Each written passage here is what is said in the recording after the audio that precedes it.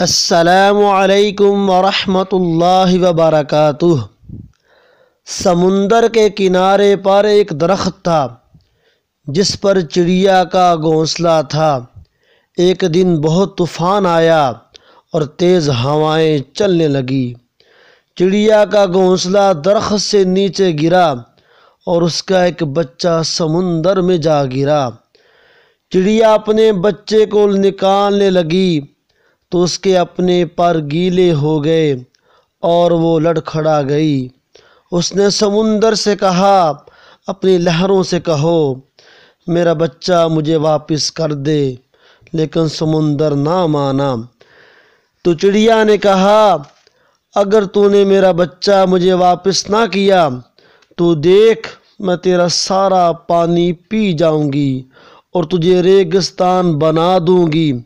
تو سمندر نے اپنے غرور میں کہا، میں چاہوں تو ساری دنیا کو غرق کر سکتا ہوں، تو میرا کیا بگاڑ سکتی ہے؟ چڑیا نے سمندر کی یہ بات سنی تو بولی، چل پھر خشک ہونے کے لیے تیار ہو جا۔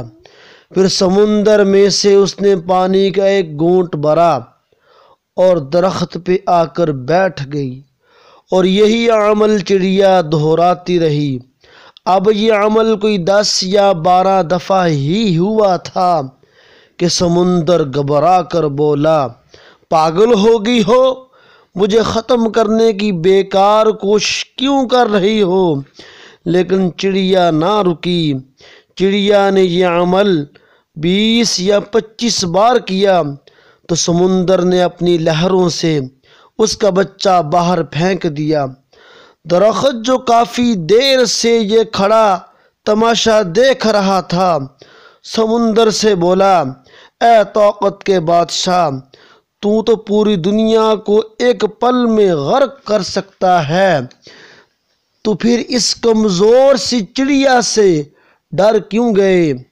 اس معمولی سی چڑیا سے اتنا گھبرا گئے کہ اس کا بچہ اسے واپس لوٹا دیا۔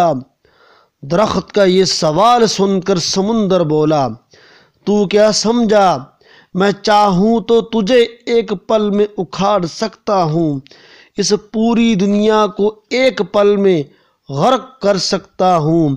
میں اس چھوٹی سی چڑیا سے ڈر جاؤں؟ ہرگز نہیں۔ میں ایک ماں سے ڈرا ہوں، اس کی ممتا کے جذبے سے ڈرا ہوں۔ جس طرح وہ مجھے پی رہی تھی مجھے لگا کہ وہ مجھے واقعی ہی ریگستان بنا دے گی۔ جی ہاں دوستو، ماں ایک انمول ہیرا ہے جسے روپے پیسے سے خریدا نہیں جا سکتا، جس کی طرف سے پیار سے دیکھنا بھی عبادت ہے۔ اپنی ماں باپ کی قدر کرو۔ امید ہے ویڈیو آپ کو پسند آئی ہوگی۔ تجوید ٹی وی کو سبسکرائب کریں اور بیل آئیکن کو لازمی دبا دیں تاکہ آپ کو دینی، اسلامی، اصلاحی اور معلومات اور وظائف کی ویڈیو وقت پر ملتی رہے۔ السلام علیکم ورحمۃ اللہ وبرکاتہ۔